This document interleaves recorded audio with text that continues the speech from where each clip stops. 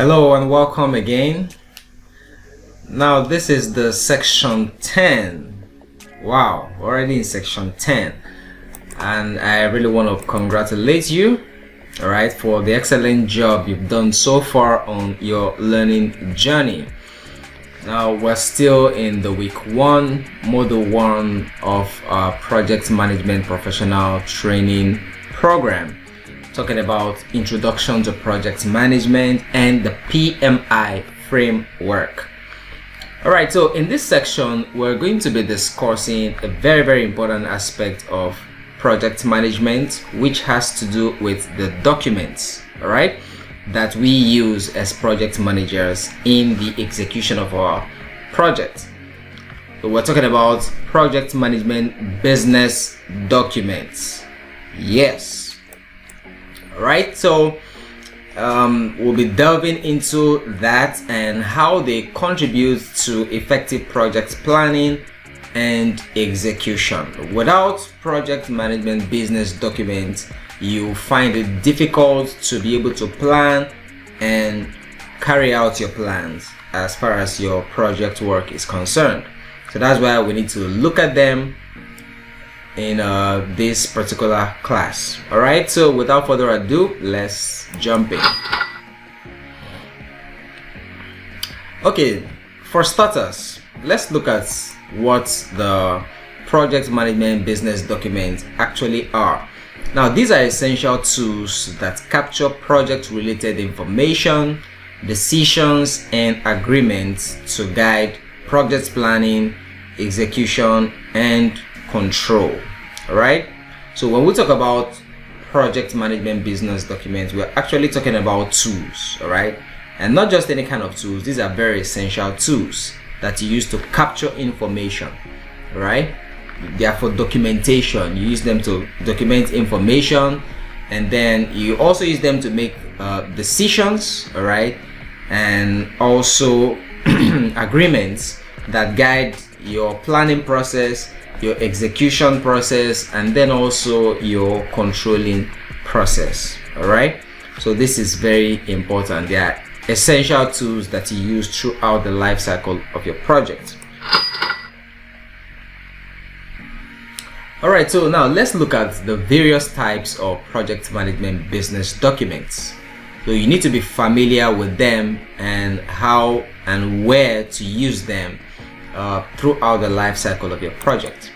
Okay, so the first and foremost business documents in project management we'll be discussing is the project charter. The project charter. Now, this is a document that formally authorizes a project and provides initial project details. So the project charter authorizes the projects. They actually establish the existence of the project and engages the project, authorizes the commencement of the project.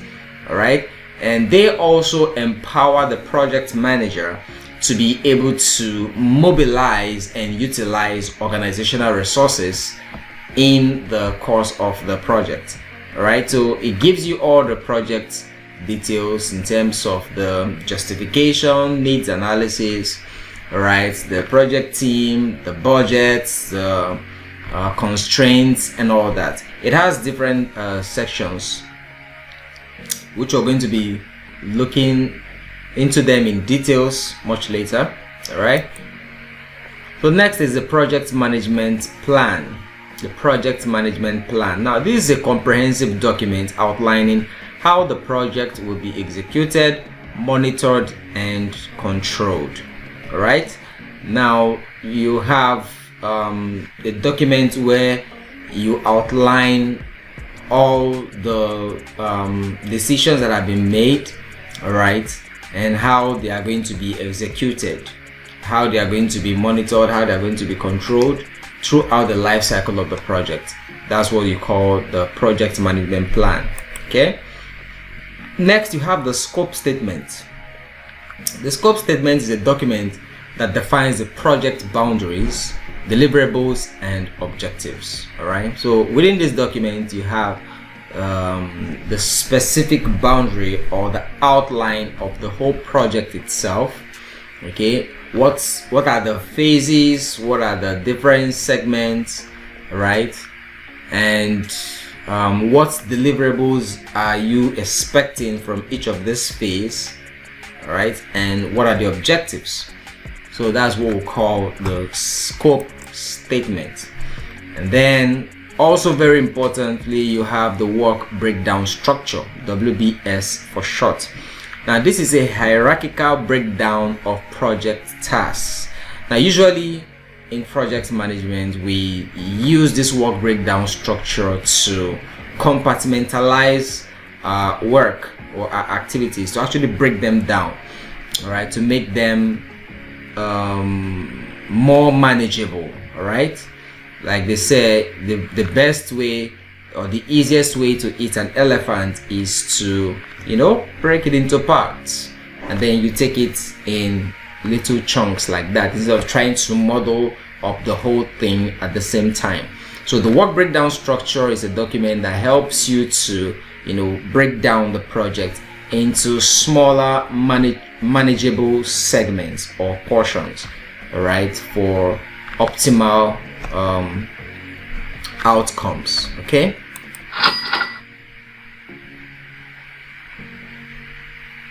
all right, so in continuation, we also have the risk register. Now this is a catalog of potential risks and mitigation strategies. Like we've established before, when you are starting out your project, you have to be able to identify all the risks that are going to try to impede the progress or the completion of the project or the delivery of the outcomes. All right, and that is what we call project risk management. So you have a risk register where you collect all those risks.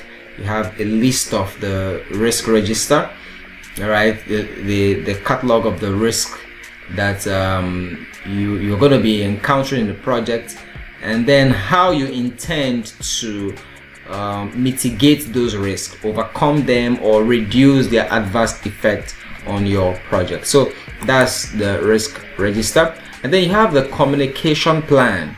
This outlines communication goals, methods, and also the stakeholders. So like we talked about before, when we're looking at the knowledge area in project communication management, you are going to be transmitting information and also be collecting information from different stakeholders. So you have to know who these stakeholders are. So you need to have a list of your stakeholders, which you call stakeholder register. All right, and then what specific information that each of them require, right? How you are going to deliver those information to them, when you're going to deliver those information, at what frequency are you going to deliver those information, and not just delivering information but getting feedback from them as well. All right, so these all make up your communication plan, and then of course you're going to need a document for capturing all this. So that's what we call the communication plan document. Okay, then next is the change management plan. Now this addresses how changes will be managed during the project. Now from time to time in the life cycle of your project, you're going to have to make changes, different changes to different aspects of the project based on new outcomes, based on changes in the marketplace, changes in stakeholder requirements, changes in prices, different kind of scenarios or factors could necessitate a change in plan. All right, so you're going to need a document where you actually capture these changes that you make and the process through which you make those changes, because when we talk about change management, it's not just something you just jump in and get done. There is a process for making changes to a project. Okay, now next is the quality management plan. Now this details quality assurance and control measures. Like we said, every project has specific quality, all right, based on the quality policy of the performing organization. All right, so you have an intended quality for your project. So during the life cycle of the project, you're going to have to do your measurements, your monitoring and controlling to ensure that the outcome is in line with the intended quality for that particular project. Okay. All right, so those are the documents we use for project management, business documents. But now let's discuss the purpose and the benefits of this documents. Now, what do they do for us? Firstly, they provide clarity. Documents define project scope, objectives, and processes. So as you can see, when you have written down records in form of those documentations, it provides clarity. You know what you need to do at every point in time. There are no guessworks. All right, so it helps you define your project scope. You understand the objectives and the processes that have to be put in place to get your work done. And then it also establishes baselines. All right, plans serve as a baseline for project performance measurement. So when you have those documents in place, it serves as a baseline for measuring your performance. For example, when we talk about quality management plan, when we talk about stakeholder engagement, communications management, so you have all those measurements or baseline in place, all right, and those data, all right, that you can now begin to use to measure performance. And it also ensures accountability. Documents assign responsibilities to stakeholders. Okay, so when you have meetings and you reach decisions, those decisions are put into those documents. So, and everyone who is involved in those decision making are meant to have their own document. So everyone has a copy of it, right? So no one can come tomorrow and say, okay, that was not what we agreed on, or was not what was said, right?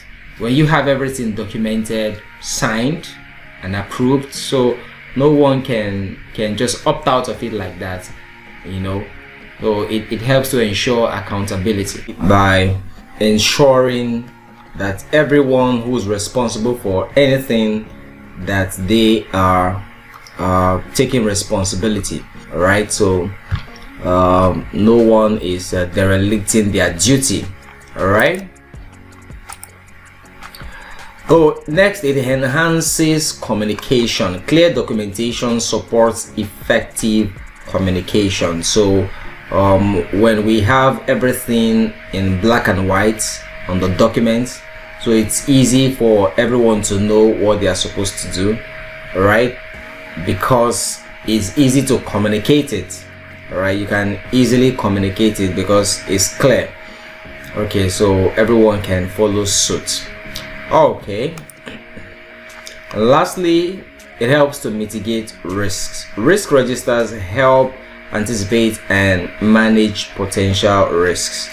So risk registers are actually documents where we have a catalog of all the risks that have been identified in the project, in various aspects of the project.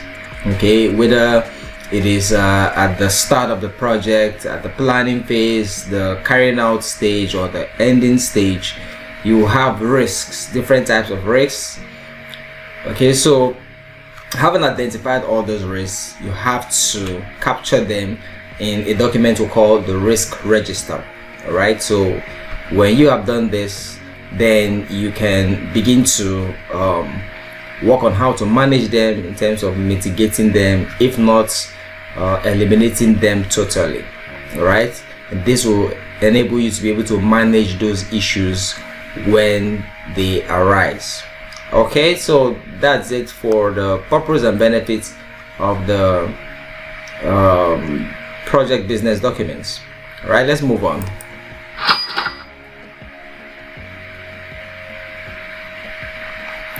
Okay, so let's look at continuous updates. Right Now, the business documents evolve as the project progresses and more information becomes available. Okay, so the business documents for a project are actually dynamic. Okay, they are dynamic in the sense that they don't remain the same way they are when you started out the project.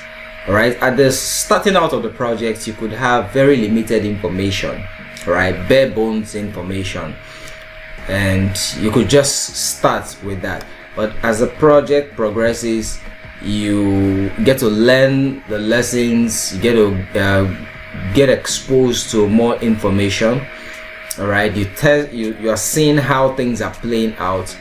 Then you can have more information, and that means you need to update the business documents. All right, you need to add some information to it and even remove some information. All right, if the information you have there is not up to date or is not as accurate as should be, then of course you have to remove them. Okay, so let's look at the key takeaways from this section. Obviously, you've been able to understand the significance of project management business documents, and we've also familiarized ourselves with the essential types of business documents. And thirdly, we've been able to recognize the purposes and benefits of using these documents. They are very, very essential, especially when it comes to the templates, project templates, right? In the training platform, we have a whole section dedicated to templates. Okay, different types of templates that you can use for getting different things done. They actually make your life easier as the project manager. Okay, so these are very, very essential and very beneficial for you as a project manager. Also, we've been able to embrace the importance of keeping documents up to date throughout the project life cycle. Now, this is very important. If you do not update your project documents, you will be using information that is obsolete. All right, and that doesn't serve anybody at all, because at the end of the day, you will only come up with poor quality work or a product or a result that is not based on current information. All right, and that might be a problem. So you want to ensure that you are constantly updating your business documents. Okay, all right, so at this point, I'd like to say a big congratulations for exploring the project management business document.